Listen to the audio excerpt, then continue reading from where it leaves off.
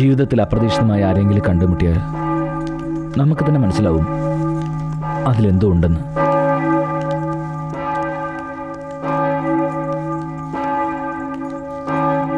വീണ്ടും അവളെ കണ്ടു. തീർച്ചയായും ഞങ്ങൾ രണ്ടുപേർക്കും തമ്മിൽ എന്തോ ഉണ്ട്. പക്ഷെ അതെന്താണെന്ന് എനിക്കറിയില്ല.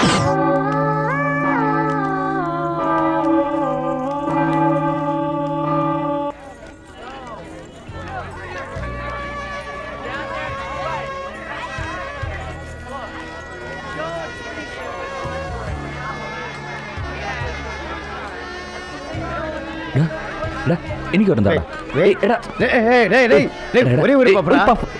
പഫ് എടാ, ഒരേ ഒരു പഫ് പ്ലീസ്.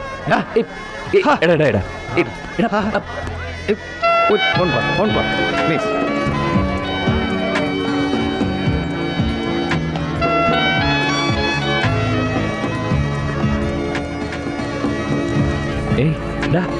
പോയി വിഷയം ഇപ്പോഴല്ലേ നീ വേണ്ടെന്ന് പറഞ്ഞത്?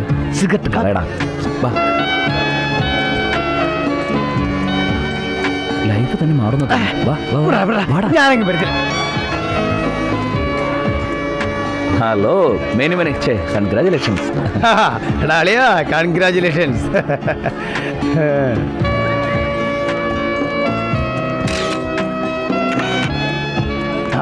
എന്നാ ഞാൻ പറഞ്ഞളിയാ. ആ വരുന്നടാ. ഇതേതാ ഈ പെണ്ണ്? അവൾ റീന ജോസഫ്, ബാംഗ്ലൂർ ഫോർഡിൽ വർക്ക് ചെയ്യുന്നു. ഇവളുടെ ഫ്രണ്ടാ. ഒരു സമയത്ത് ഞാനും ഒന്ന് ലൈനടിക്കാൻ നോക്കിയതാ അളിയാ. ഭയങ്കര എന്തൊരു സ്മാർട്ടവള്. ഒരു കാര്യം പറയട്ടെ, നിങ്ങൾ രണ്ടുപേരും ആർക്കും വേണ്ട, എല്ലാവരും അവളെ നോക്കുന്നു. ഇത് പറയാനാണോ നീ മേളിൽ കയറി വന്നത്? കാലത്തെ ഒരു റോള് ഫിലിം തീർത്തപ്പോഴേ എനിക്ക് തോന്നിയതാ. നീ സ്ഥലം വിട്ടേ. കളി ഒന്ന് ഹെൽപ്പ് ചെയ്യടാ. എന്നെ നീ അവൾക്ക് ഒന്ന് ഇൻട്രൊഡ്യൂസ് ചെയ്യടാ. നിനക്കോ? എന്ന് പറഞ്ഞാലേ നിനക്ക് ഇഷ്ടമല്ലായിരുന്നല്ലോ. എടാ ഭയങ്കര ഇപ്പോഴും അത് ഓർത്തിരിക്കുക. എടാ അത് ഇതുപോലത്തെ പെണ്ണിനെ അല്ല, ഒന്ന് ഇൻട്രൊഡ്യൂസ് ചെയ്യടാ പ്ലീസ്. നീ ആദ്യം താഴ്പോ.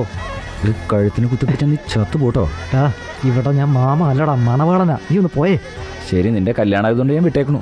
പക്ഷെ എന്നെ നീ ഇൻട്രൊഡ്യൂസ് ചെയ്ത് തന്നില്ലെങ്കിൽ നിന്റെ ഫസ്റ്റ് നൈറ്റ് ഞാൻ അലമ്പും. See U.